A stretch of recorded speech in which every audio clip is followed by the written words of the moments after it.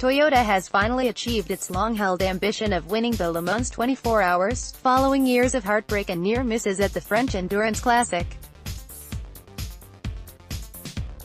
This year, though, Toyota's victory never looked anything less than assured in spite of the possibility of a last-minute penalty for spinning the wheels of the leading car in the pit lane, an offence for which other cars were penalized, and a fuel shortage drama, and stop-go penalties, for the second-placed number 7 car. Toyota made its Le Mans debut way back in 1977 with a Tom's Run Celica coupe, and has since then been something of a cursed brand in the famous French endurance race.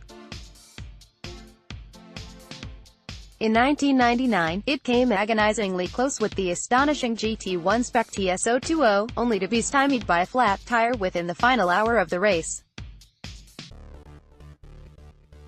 More recently, in 2016, Toyota came within one single lap of winning the 24 Hours, only for its leading car to fail with minutes of the event left to run.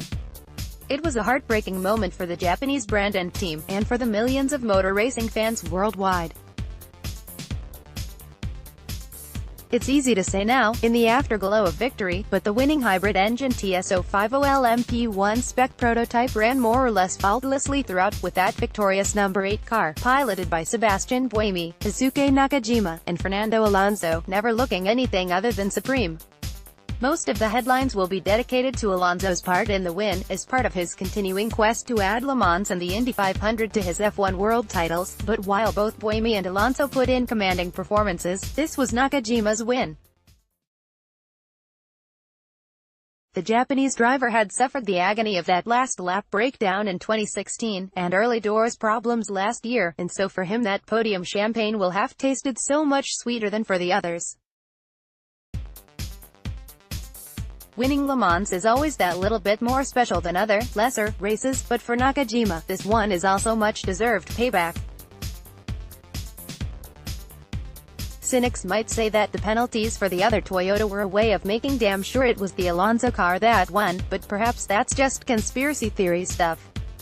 Alonso himself was certainly at pains to repeatedly point out that this was a massive team effort, not just a solo superstar performance. Irish interests were limited to Matthew Griffin driving to a top 10 class finish, the Clearwater Racing Ferrari 488, and Charlie Eastwood in the TF Racing Aston Martin, which had a couple of visits to the gravel trap and eventually retired, both in the GTEM class.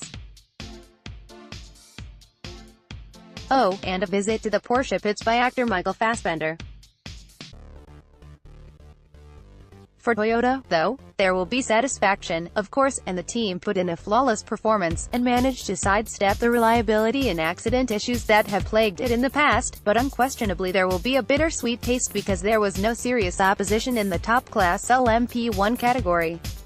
With Porsche, Audi, and Peugeot all having packed up and left Le Mans in the past few years, Toyota's only challenge came from a hodgepodge of privately entered cars running to more affordable privateer rules. Swiss-based Rebellion Racing had a pair of fast Gibson-engined cars, but their performance was more fitful, and in reality Toyota's opposition was more luck, reliability, and the clock than it was any other car. Further down the field though, there was a glimpse at what Le Mans might now become again. Ahead of the race, the World Endurance Championship (WEC) outlined new regulations for the top tier of endurance car racing, and it's very much a case of Back to the Future. In the mid-1990s, when carmakers abandoned the expensive prototype class due to rising costs, Le Mans switched to road car-based racers, McLaren F1, and Ferrari F40 among them, which kicked off a decade of brilliant racing, eventually leading to the astonishing GT1 spec cars.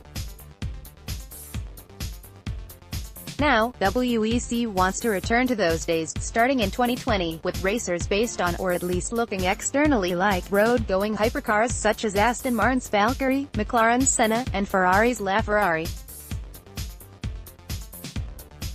Fitted with a more basic generic hybrid system, rather than Toyota's expensive homegrown system, the idea is to reduce budgets to around a quarter of that needed to run a current LMP1 car, and to make the styling and look of the cars more important than their aerodynamic performance. FIA President Jean Todt said, the new regulations for the FIA World Endurance Championship, which come into effect for the 2020-21 season, are the result of hard work between members of the FIA, ACO, manufacturers, and teams.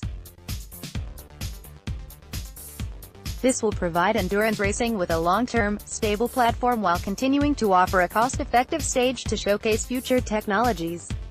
WEC boss Gerard Neveu added that cost-effectiveness was key to the new rules. The direction for the new regulations announced today jointly by the ACO and the FIA is a supremely positive one, said Neveu. The 2020-24 regulations are, for competitors, both technically interesting and sustainable, with the controlled budgets being a key factor. We are confident that we will welcome an increased number of world-class manufacturers and international teams to the WEC and that all the elements are in place for them to be able to compete at the highest level, with the pinnacle, of course, being the 24 Hours of Le Mans. Toyota has already indicated that it might be interested in running a version of its Gazoo racing concept car, essentially a road-going TS050 race car, when the new regulations come into force. McLaren, Aston Martin, Ford, and Ferrari all also had a hand in framing the new regulations. Certainly road-based cars provided the bulk of the thrills at the 2018 Le Mans, not for the first time upstaging the performance of the vastly more expensive LMP1 cars. Well, Aston Martin has rather gone backwards with its new Vantage, utterly gorgeous but slow thanks to a lack of time to develop it before the event. The rest of Porsche stamped its authority on the race early in the week with some stunning qualifying laps with the 911 RSRs. The field was fast and running close together. WEC wants to return to those days, starting in 2020, with racers based on, or at least looking externally like, road-going sports cars. Porsche stamped its authority on the race early in the week with some stunning qualifying laps with the 911 RSRs, two ingloriously retro 1970s and 1908s color schemes, but the Ford GTs managed to keep them at least mostly honest during the race, with some astonishingly hard-edged driving between Porsche's Fred Makowiecki and Ford's Sébastien Bourdais, both of them French natives, as they traded places and almost paint early on Sunday morning in a battle for third place in the GTE Pro category. Ferrari and Chevrolet Corvette racers couldn't mount a consistent challenge to the Fords and Porsches, but were fast enough at times to thrill, while BMW's new M8 GTE, making its debut at the race alongside the road-going 8 Series being shown off in the paddock for the first time, was occasionally rapid, but suffered too many teething troubles and, eventually, a trip backwards into the wall for the number 82 car. The win for Toyota is significant, and not just because it's long overdue.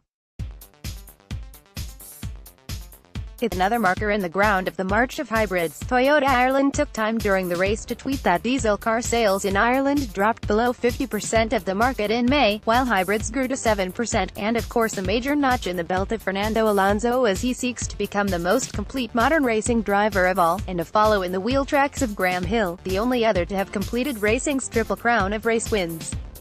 The victory is a major notch in the belt of Fernando Alonso as he seeks to become the most complete modern racing driver of all, and to follow in the wheel tracks of Graham Hill, the only other to have completed racing's triple crown of race wins. It's also, effectively, the end of the current era of prototype racing. Le Mans 2019 will run to the same regulations as this year and, all things being equal, will probably be a victory lap for Toyota, a deserved one at that. From 2020, though, with luck we will be entering a fantastic new era for sports car and endurance racing, where the road-going hypercars of which we dream become racing cars that we can cheer.